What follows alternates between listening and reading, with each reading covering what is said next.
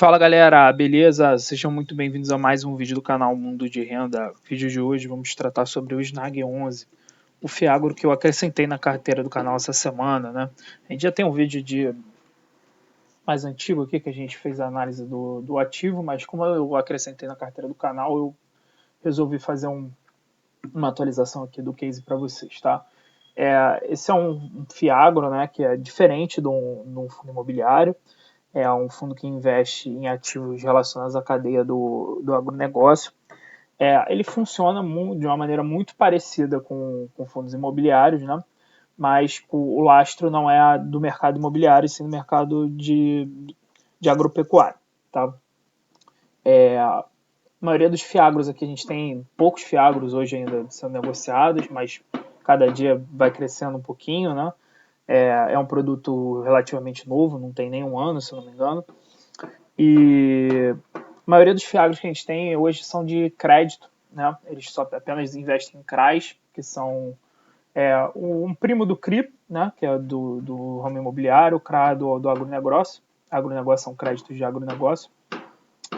E a maioria deles é composta desses fiagros voltados apenas para crédito. O Snag ele é um pouco diferente, tem uma proposta um pouco diferente de todos os fundos. Primeiro, nessa questão da estruturação, porque ele nasce com a estratégia dele ser híbrido. Ele tanto investir em imóveis ligados à cadeia do agronegócio, como investir em crédito. Tá? Hoje ele tem, se eu não me engano, acho que 13% em imóveis e 87% em créditos. Tá? Ele investe em dois imóveis, a gente vai ver, são dois imóveis alugados para Boa Safra, Soja 3, empresa aberta, tá? Que são uma espécie de galpões, silos, né, para eles armazenarem e fazerem a logística de distribuição das sementes, que é o core business dele, que é vender sementes para agricultores, tá? Principalmente soja. Os outros 87% lá que são o CRI, eles são um CRI único, tá? Na realidade tem dois CRIs, mas eu vou comentar o grosso é um CRI único, tá? Mas eu vou comentar depois sobre esse pequeno outro CRI.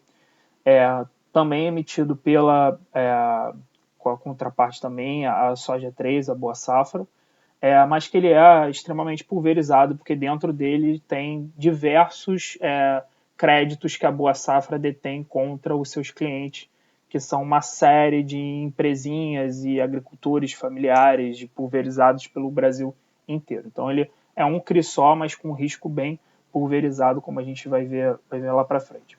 Além disso, esse fundo ele é diferente dos outros fiagros aí que a gente tem, porque eu acho que ele faz uma gestão de risco um pouco melhor.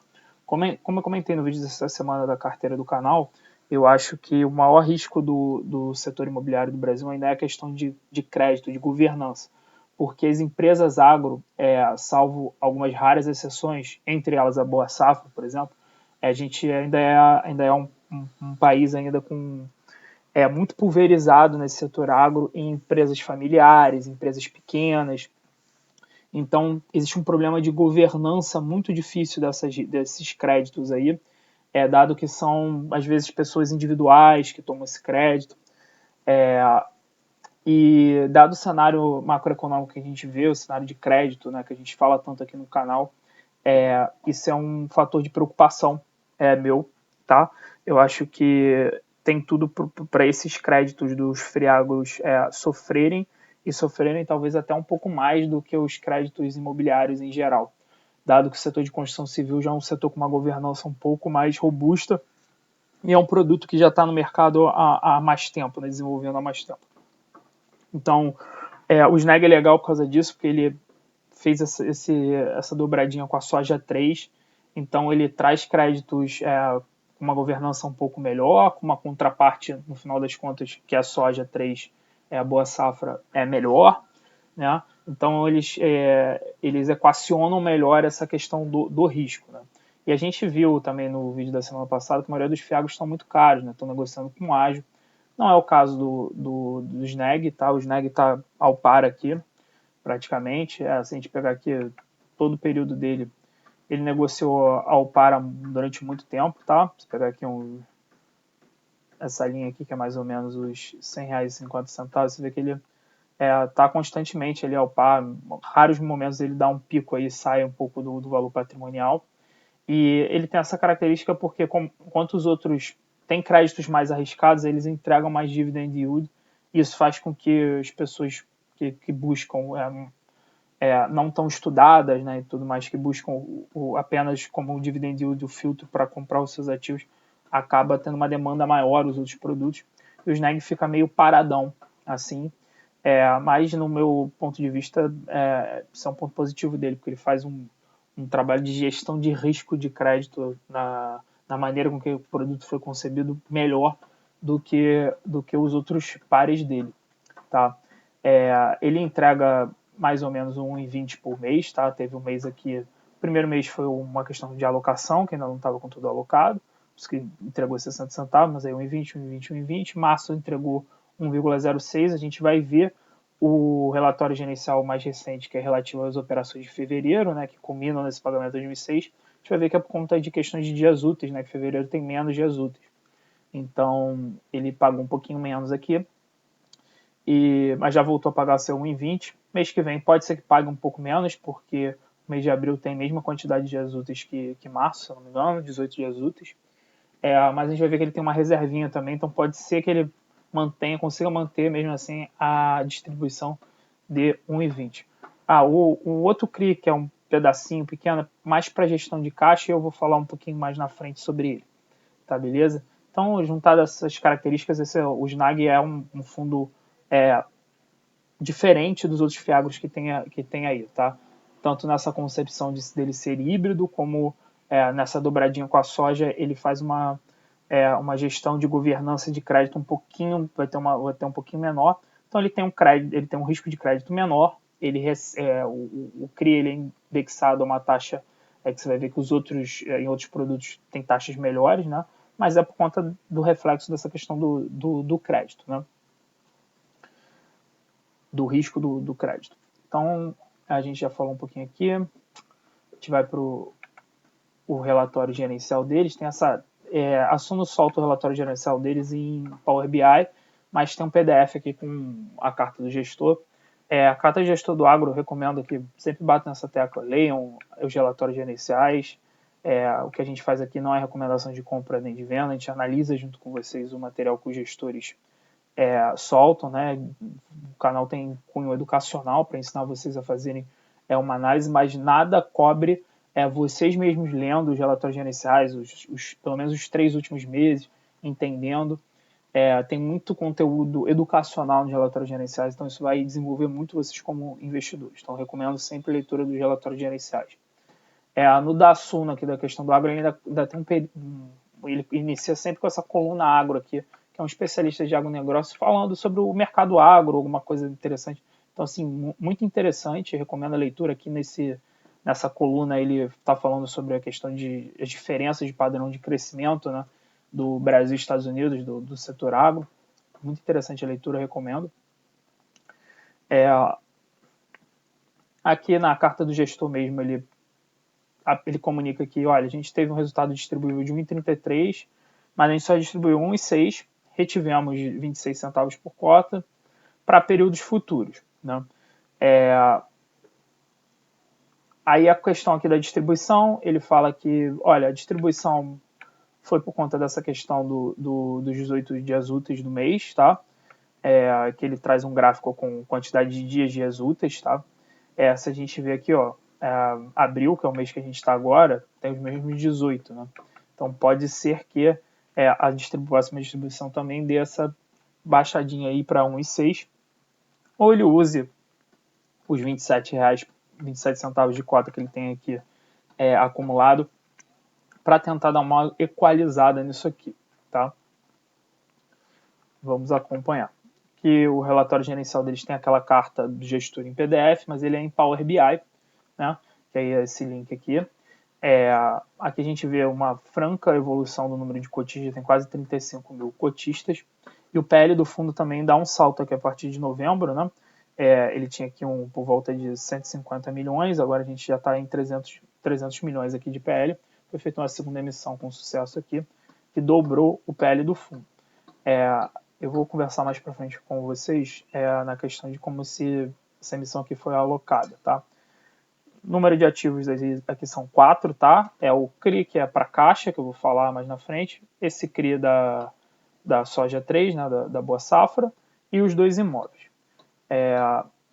Ele está com 27 centavos de resultado acumulado. E a cota patrimonial aqui por volta de R$ 100,47. Resultado aqui é um pouco um gráfico de colunas do resultado. Você vê que aqui foi bastante lucro acumulado, aqui 27 centavos, que gerou aquela reserva lá, que a gente já comentou. A DRE do resultado aqui, a gente pega, aqui a gente tem de todo o período, né, para chegar no mês que a gente quer aqui, que fevereiro, estamos aqui. Vê que a distribuição foi bem abaixo aqui do resultado, né, teve um resultado não distribuível aqui de 800 mil, gerando aquela reserva que a gente já comentou que pode ser utilizada aí esse mês para dar uma equalizada nessa distribuição. Mas, mesmo assim, a distribuição tem um risco grande aí dela não ser na faixa de 1,20 por conta da questão dos dias úteis de abril, que é igual à questão dos dias úteis de fevereiro também, com 18 dias úteis. Aqui um pouco sobre a alocação. Bom, a gente tem aqui, ele é um fundo muito concentrado na questão de soja, né? 3% de alimentos.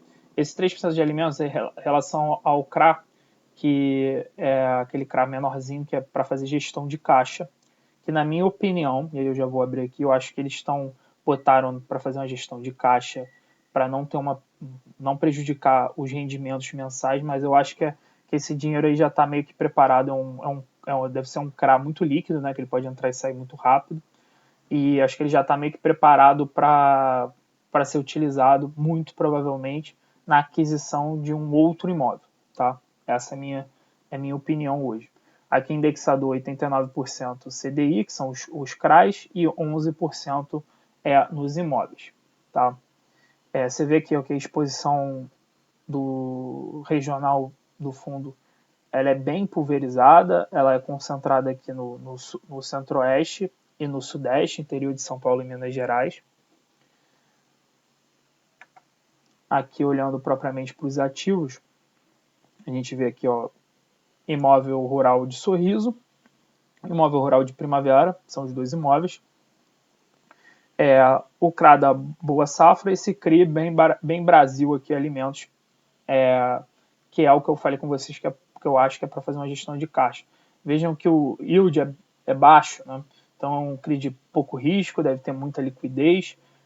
Eu acho que eles estão repousando essa parcela da segunda emissão aí, que é um pedacinho apenas. Não sei se aqui a gente tem aqui, ó, que é 3,34% do PL. Né, repousaram aí para não prejudicar a distribuição de dividendo, né? Mas eu acho que isso aqui rapidamente vai ser utilizado muito provavelmente para um imóvel, né? Dado o tamanho aqui da parcela, que é 10 milhões, que é mais ou menos o valor dos outros imóveis, né? Tem um aqui também de 10, um de 14.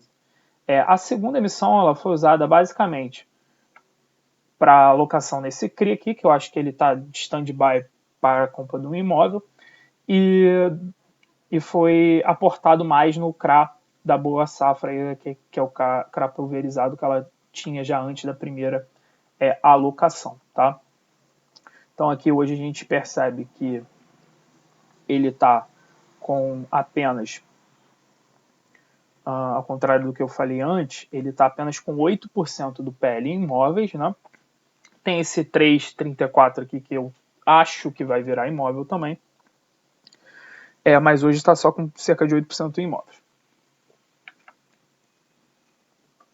Aqui é um pouco da estratégia de risco do fundo, né? Explicando mais ou menos como é que ele analisa os créditos. Isso aqui é muito interessante vocês lerem para entender e entenderem de que forma eles dão os ratings internos deles, como é que eles analisam o crédito, se é um crédito bom ou não, para estar fazendo parte do PL do fundo. Beleza? Pessoal, é isso por hoje. Espero que vocês tenham gostado.